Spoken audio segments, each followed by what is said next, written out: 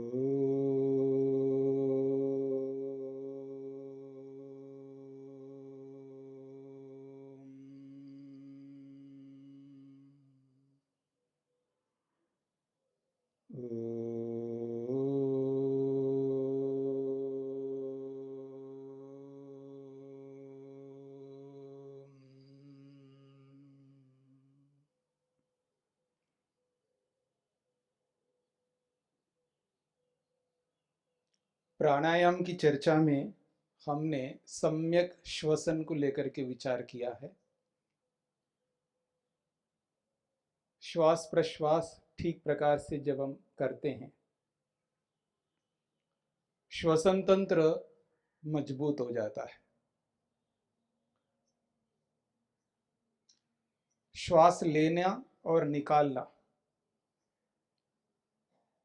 प्रातःकाल से लेकर के रात्रि में सोने तक और रात्रि में सोते समय भी जो श्वसन की क्रिया चलेगी वो ठीक प्रकार से चलेगी।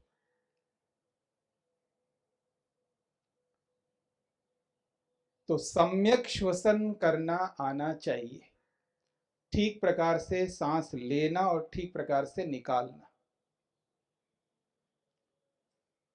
थोड़े ही दिनों में जब व्यक्ति श्वास लेना और निकालने की प्रक्रिया को करता है तो धीरे धीरे वो प्रक्रिया व्यवस्थित हो जाती है और उस पर आप ध्यान भी ना दें, जो श्वास प्रश्वास निरंतर चल रहा है वो ठीक प्रकार से चलने लगेगा। और जब सम्यक श्वसन हो जाता है उसके बाद में जब प्राणायाम व्यक्ति करता है तब उस प्राणायाम का प्रभाव श्वसन तंत्र पर बहुत अच्छा पड़ता है और श्वसन तंत्र इतना मजबूत हो जाता है, जो श्वसन तंत्र से संबंधित नाना प्रकार के रोग आज आ रहे हैं उन रोगों से बच सकते हैं, उन रोगों को आने नहीं देंगे। अथवा यदि कोई रोग है भी, चाहे अस्थमा है, तो भी उसको नियंत्रित किया जा सकता है। और यह प्रत्यक्ष है, जो नियंत्रण करने वाले नियंत्रण करते ही है। तो प्राणायाम को प्राणायाम के रूप में करने के लिए पहले श्वसन को व्यवस्थित करना है। और पीछे हमने विचार किया था कि श्वसन को सम्यक रूप से लेने के लिए आसन लगा करके आप बैठिए।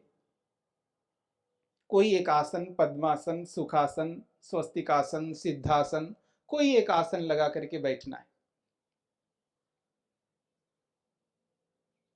और जब व्यक्ति बैठता है तो जो बैठने की जो स्थिरता है वो इतनी अच्छी है जिससे हिलने डुलने की स्थिति ना आए।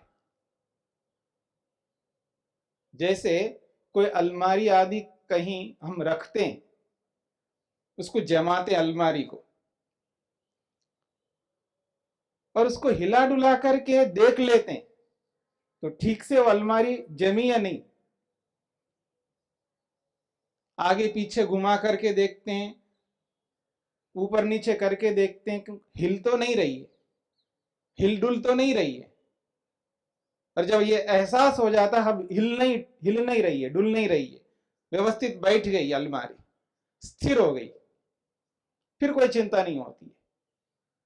ठीक इसी प्रकार से जब हम ध्यान करना चाहते हैं और उस ध्यान से पहले प्राणायाम करना चाहते हैं, तो प्राणायाम के लिए आसन की स्थिरता अत्यंत आवश्यक है। इसलिए महर्षि पतंजलि ने स्पष्ट शब्दों में कहा, तस्मिन् सति, आसन की सिद्धि हो जाने पर प्राणायाम प्रारंभ करना, यानी आसन को स्थिर कर लेना, आसन को व्यवस्थित कर लेना। ठीक से आप बैठ गए, कमर को, गर्दन को सीधी रेखा में रखा, मेरुदंड को सीधा रखा। शरीर को सीधा तो रखना है, पर अकड़ा करके नहीं रखना। अकड़ा करके समझते हैं ना, मान लीजिए मैं सीधा बैठा हूं और सीधा बैठा हूं लेकिन ऐसे बैठ जाऊं, ये शरीर को अकड़ा करके रखना है, कड़क रखना है। देर तक नहीं बैठ सकते ऐसे, सीधा भी बैठना है, लेकिन उसको सीधा रखते हुए ढीला छोड़ना है, शिथिल रखना है। शरीर के किसी भी अंग में, प्रत्यंग में खिंचाव, तनाव ना रहे। इसलिए आसन की परिभाषा में यही बात कही, स्थिर सुखम आसनम, स्थिर भी हो लेकिन सुखपूर्वक हो। यानी बैठने में ऐसा लगना चाहिए कि मैं ठीक से बैठा हूं, तृप्ति सी मिल रही है, शांति सी मिल रही है, आनंद में रह रहा है व्यक्ति, प्रसन्नता में रह रहा है, कोई भार नहीं लग रहा है बैठने में। आप देखेंगे बैठने में कई बार भार सा लगता है, ऐसा लगता है कब उठ जाऊं, कब तक ऐसा बैठूं, कब उठ जाऊं, भार सा लगने लगता है, भारी भारी सा शरीर लगने लगता है। तो शरीर को शिथिल करना है, ढीला छोड़ना है और प्रसन्न मुद्रा में बैठना है। तो तस्मिन् सति, आसन की सिद्धि हो गई, फिर प्राणायाम प्रारंभ करना है।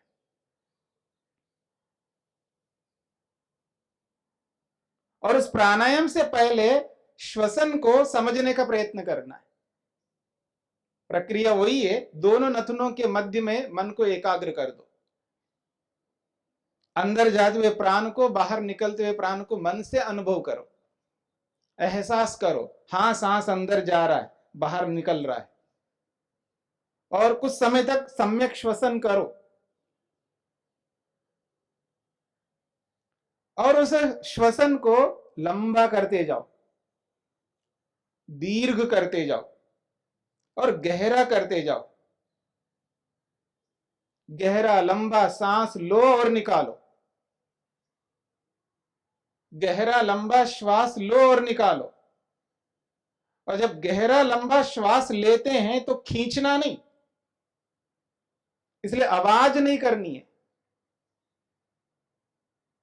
बिना आवाज के गहरा लंबा सांस लेना है और एक ही श्वास में लेना है, रुक रुक करके नहीं लेना है, झटके के साथ नहीं लेना है,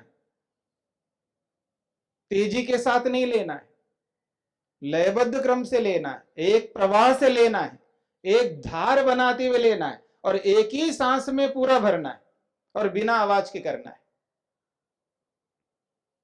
पूरा भरने के बाद रोकना नहीं, वापस उसी प्रक्रिया से धीमी गति से बाहर निकालते जाओ, लयबद्ध क्रम से निकालते जाओ, एक ही प्रश्वास में पूरा का पूरा निकालो, ना रुक रुक करके निकालना, ना तेजी के साथ निकालना, ना झटके के साथ निकालना। तो लेना और निकालना, लेना और निकालना, इसी का नाम है दीर्घ श्वसन, गहरा लंबा सांस लेना और निकालना। ऐसे ले करके निकाल करके श्वसन को सम्यक करता है, व्यवस्थित करता है।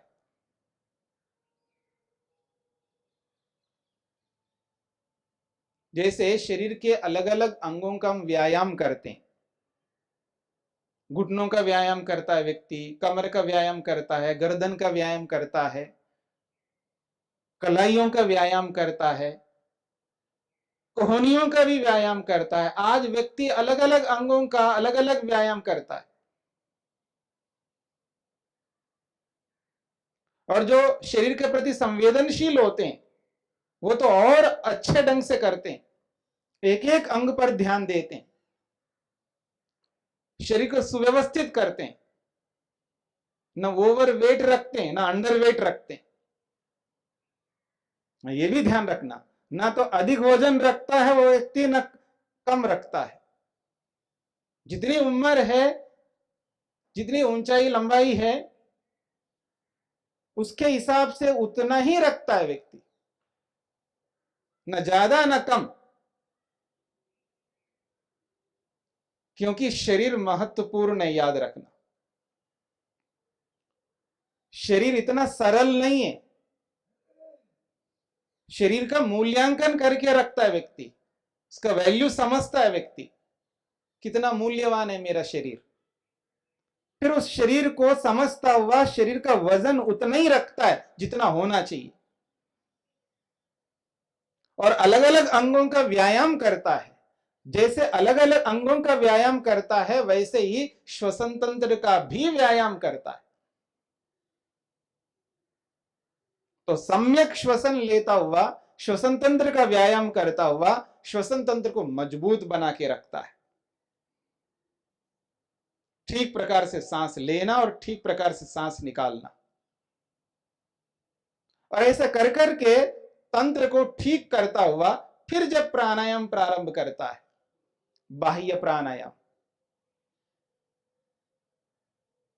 यत्र प्रश्वास पूर्वको गत्या भावः स बाह्यः। महर्षि वेदव्यास कहते हैं, बाह्य प्राणायाम की परिभाषा करते हुए वो कहते हैं, जहां व्यक्ति आसन लगा करके बैठा हुआ है, शरीर को स्थिर किया हुआ है, अपने मन को प्राण के साथ जोड़ के रखता है, अपने मन को प्राणों में लगाता है और प्राण में स्थित प्राण प्रदाता में लगाता है। यह विशेष बात है। भगवान को तो हम सब जगह मानते हैं, ऐसा कोई जगह स्थान नहीं है जहां परमात्मा ना हो, सब जगह है। तो प्राण में भी भगवान है, अपने मन को प्राणों में लगाता है और प्राणों में स्थित प्राण प्रदाता में लगाता है।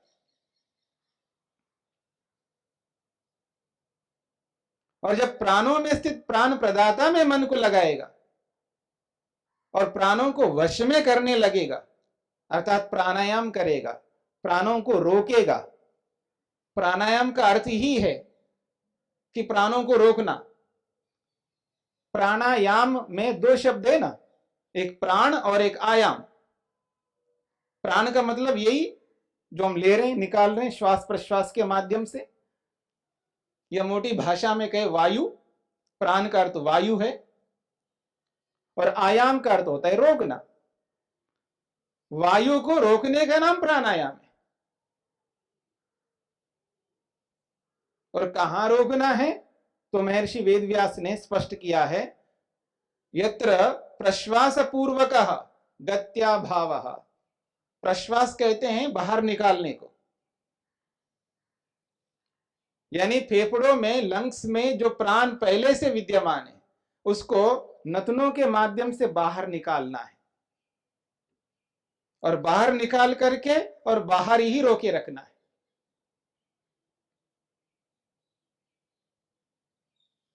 और रोके रखना है प्राणों को, बस रोके रखो। और जैसे प्राणों को बाहर निकाल के बाहर रोका,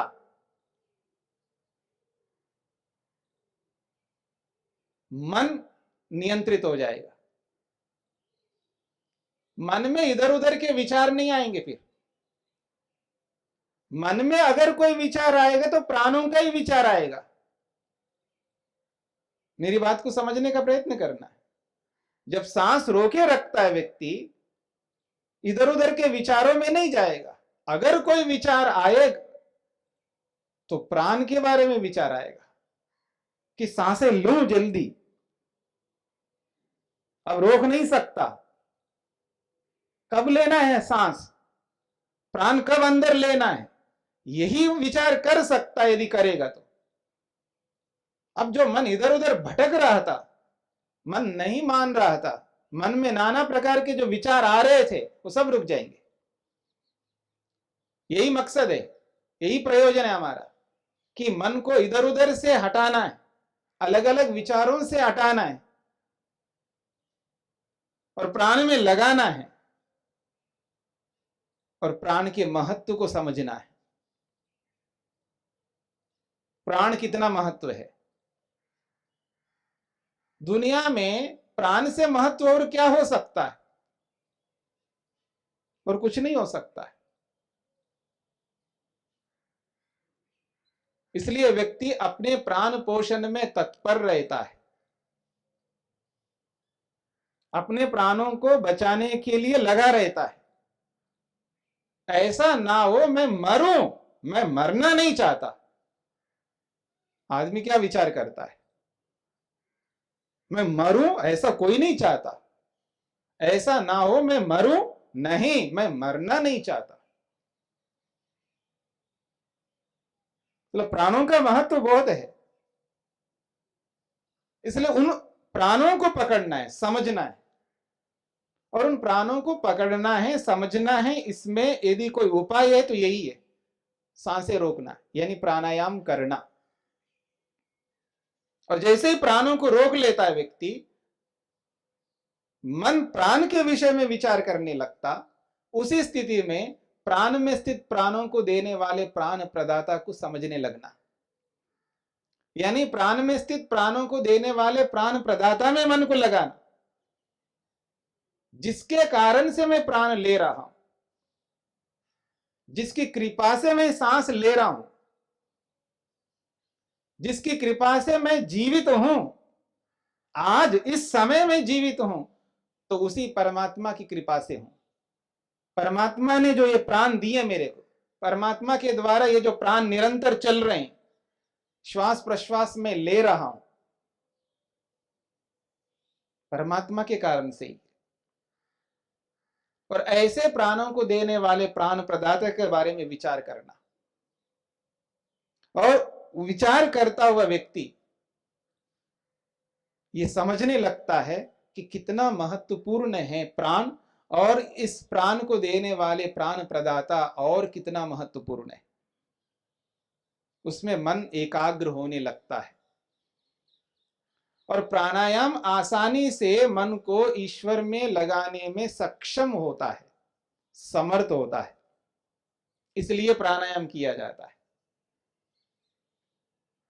प्राणायाम का उद्देश्य यह है कि अपने मन को परमात्मा में लगाना, परमात्मा का ध्यान करना। हां, ये तो क्रिया तो होगी होगी। जब आदमी अपने प्राणों को अपने वश में करता है तो उसका श्वसन तंत्र तो मजबूत होगा ही होगा, दृढ़ बलवान रहेगा। और जैसे श्वसन तंत्र मजबूत रहेगा तो पाचन तंत्र भी ठीक होने लगेगा, बाकी शरीर के और तंत्र भी ठीक होने लगेंगे। प्राण तत्व को ठीक से ले रहा होता है व्यक्ति, और प्राणों से जो एनर्जी मिलती है व्यक्ति को, जो शक्ति मिलती है, जो बल मिलता है, प्राणों से बहुत अधिक मिलता है। जैसे अन्न खाकर के हम बल प्राप्त करते हैं, एनर्जी को प्राप्त करते हैं, पानी से प्राप्त करते हैं, सूर्य से भी प्राप्त करते हैं, बहुत कुछ है जिनसे हमको बल मिलता है, एनर्जी मिलती है। और उन सब में प्राण महत्वपूर्ण है, याद रखना। प्राणों से बहुत बल मिलता है व्यक्ति को। इसलिए प्राचीन काल में प्राणायाम कर करके न जाने कितने वर्षों तक जीवित रहते थे। आप उपनिषदों को पढ़ेंगे तो आपको स्पष्ट हो जाएगा। जो लंबे काल तक जो जीवित रहते थे, प्राणों को अपने वश में करके ही वो ऐसा करते थे। आज वो प्रक्रिया, वो परंपरा लुप्त होती जा रही है, और नाम मात्र रह गई। और नाम मात्र व्यक्ति जब करता है तो नाम मात्र ही लाभ मिलेगा। और कोई भी व्यक्ति लाभ नाम मात्र नहीं चाहता, याद रखना, कोई नहीं चाहता ऐसा। जब कोई व्यक्ति कुछ ले रहा हो तो यही प्रयास रहता है वो अधिक से अधिक लूं, अच्छा लूं, और उस लेने वाली जो चीज है वो उसकी गुणवत्ता बहुत अच्छी हो, क्वालिटी का होना चाहिए। तो जो कोई भी व्यक्ति कुछ लेना चाहता है तो उसकी जो प्रवृत्ति होती है वो अधिक ही लेना चाहता है, और जब अधिक लेना चाहते हैं तो अधिक मेहनत करना ही पड़ेगा, क्योंकि ये जो लेना है ये हमारी मर्जी से नहीं चलेगा, क्योंकि प्रवृत्ति तो है अधिक लेने की, लेकिन अधिक नहीं मिल सकता, क्योंकि देने वाला भगवान है। मां देने वाली होती, शरीरधारी मां या शरीरधारी पिता या भाई या बहन या पति या पत्नी या गुरु आचार्य या विद्यार्थी जो कोई भी है, ये यदि देने वाले हैं तो हो सकता है ये अधिक दे सकते हैं, हमको अधिक दे सकते हैं, क्योंकि मनुष्य हैं। कोई व्यक्ति राग के कारण से दे सकता है, कोई मोह के कारण से दे सकता है, पर ईश्वर में तो ना राग है ना मोह है, अविद्या नहीं है ईश्वर में, इसलिए उतना ही देगा जितना मेहनत पुरुषार्थ हमारा होगा। ईश्वर बहुत कृपा करता है, दयालु भी है, लेकिन उसकी जो कृपा, उसकी जो दया है वो हमारे पुरुषार्थ के ऊपर है। हमारा जितना पुरुषार्थ होगा उसी पुरुषार्थ के अनुरूप उसकी दया उतनी ही होगी, उसकी कृपा उतनी ही होगी, उससे अधिक नहीं हो सकती, ना कम नहीं हो सकती, नहीं तो वो न्यायकारी नहीं रहेगा। जब ईश्वर न्यायकारी है तो वो जो न्याय हमें करेगा वो वैसा ही न्याय होगा जैसा हमारा कर्म होगा, हमारा पुरुषार्थ होगा। जितना पुरुषार्थ उतना ही फल देगा।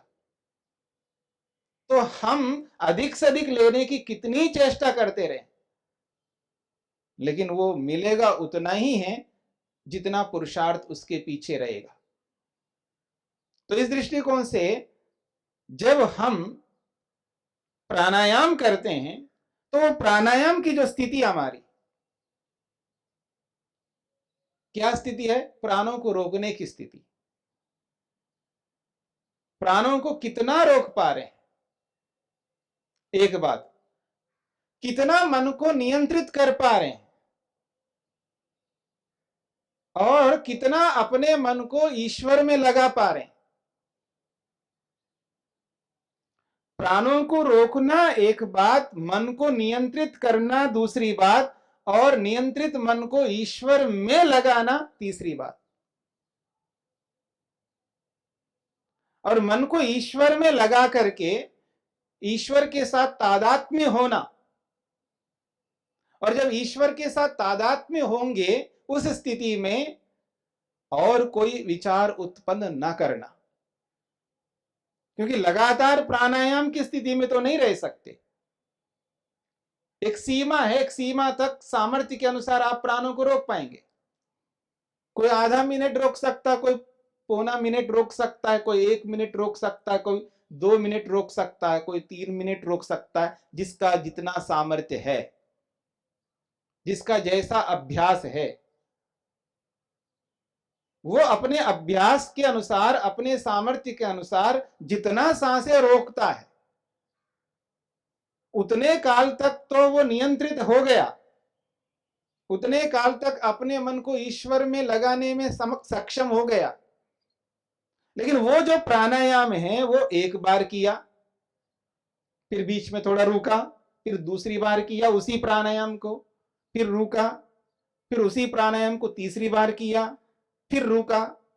या तो ऐसा कर सकता है, अथवा वो बहुत लंबा अभ्यासी हो, लंबे काल से वर्षों से प्राणायाम कर रहा हो, बिना बीच में रुके लगातार वो कर रहा है। आखिर कब तक करेगा, एक सीमा तक करेगा। और वो जब सीमा पूरी हो जाती है प्राणायाम की, उसके बाद उसी प्रक्रिया के माध्यम से, यानी जिस तरह वो मन को नियंत्रित किया है और जिस तरह मन को ईश्वर में लगाया, वैसा ही लगा के रखता है। ये मुख्य बात है। यदि ऐसा लगा के रखता ईश्वर में मन को, तो जो प्राणायाम की जो परिणति है, वो लगातार मन को ईश्वर में लगाए रखना, ये प्राणायाम की अंतिम परिणति है, ये अंतिम लाभ है।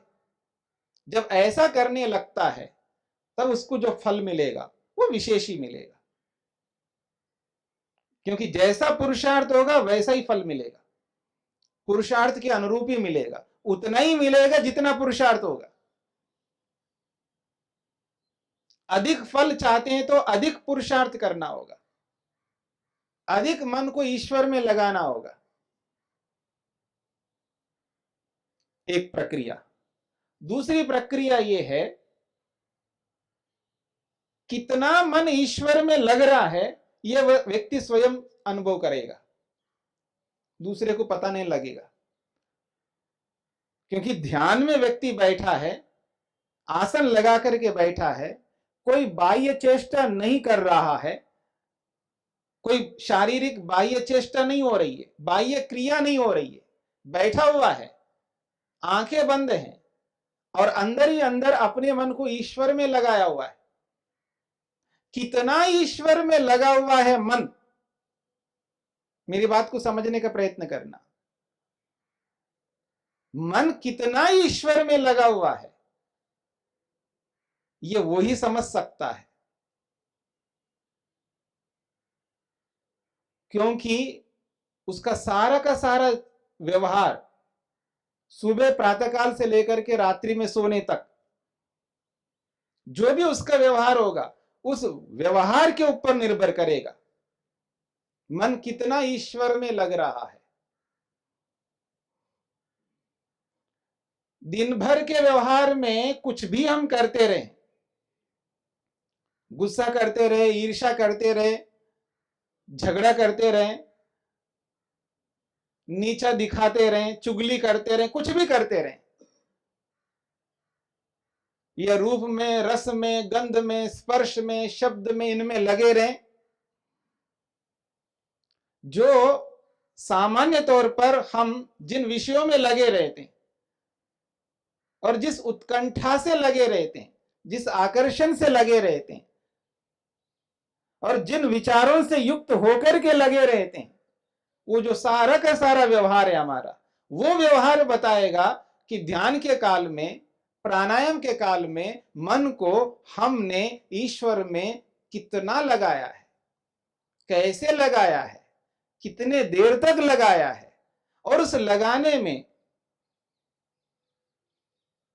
कितनी एकाग्रता बनी, और उस एकाग्रता के काल में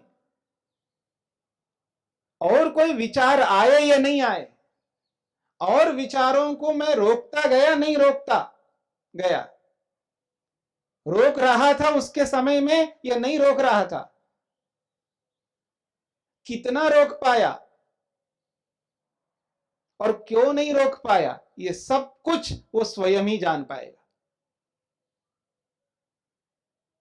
केवल प्राणायाम के काल में प्राणायाम करना और मन को ईश्वर में लगाना ही पर्याप्त नहीं होता है।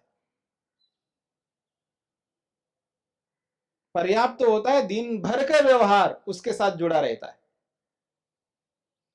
इसलिए जो मन नहीं लगता है ना ईश्वर में, मन एकाग्र नहीं होता है। और कोई कोई साधक योगाभ्यासी जब तक बैठता है तब तक वो संघर्ष ही करता रहता है, मन को पकड़ पकड़ करके लाता है और लगाता है, फिर जाता है, फिर लगाता है, फिर जाता है, फिर लगाता है, इसका निरंतर चलता रहता है। और जब समय पूरा हो जाता है तो उसका ध्यान भी उसी के साथ पूरा हो जाता है, विचारों में लगा रहता है, विचारों को रोकने में लगा रहता है। और वो मेहनत, वो पुरुषार्थ वहां बैठ करके करने की अपेक्षा व्यवहार काल में अगर हम करने लगे तब बहुत उपयोगी होगा। क्योंकि व्यवहार काल में ये प्रयास जो ध्यान के समय में हम करते हैं, वो प्रयास उस व्यवहार काल में हमको करना है।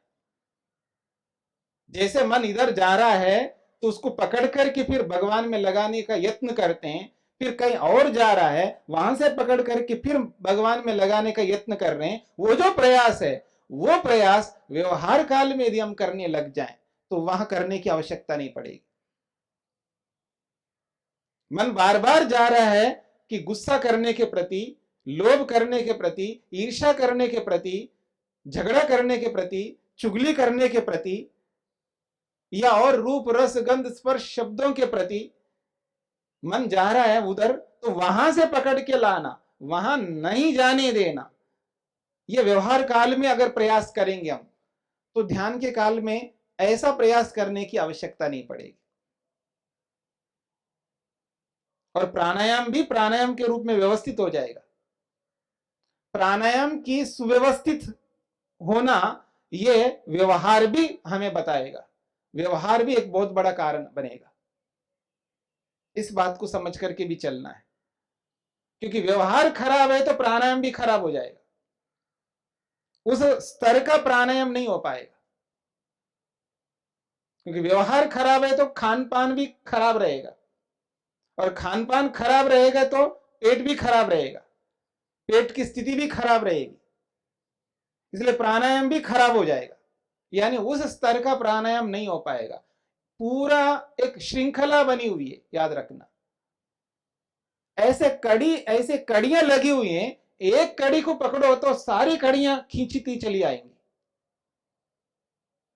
ऐसा नहीं कि एक कड़ी को आपने खींचा तो वही एक ही कड़ी आप खींचती हुई चली आएगी, ऐसा नहीं है। सब जुड़ी हुई एक साथ। तो इसलिए हमको पूरा व्यापक दृष्टि से चलना पड़ेगा। केवल बैठ करके प्राणायाम करना नहीं, केवल ध्यान के काल में विचारों को रोकना नहीं। दिन भर जो भी हम कार्य करते हैं वहां पर अपने आप को ध्यान में रखते हुए हमें चलना पड़ेगा। तब जाकर के प्राणायाम को हम व्यवस्थित रूप से कर सकेंगे और रोक पाएंगे, अपने मन को ईश्वर में लगा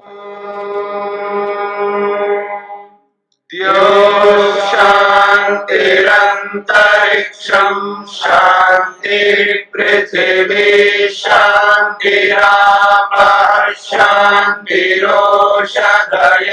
शांतिः वनस्पतयः शांतिर्विश्वे देवाः शांतिर्ब्रह्म शांति सर्वं शांति शांतिरेव शांति क्षमा शांतिरेधि। ओम शांति शांति शांति।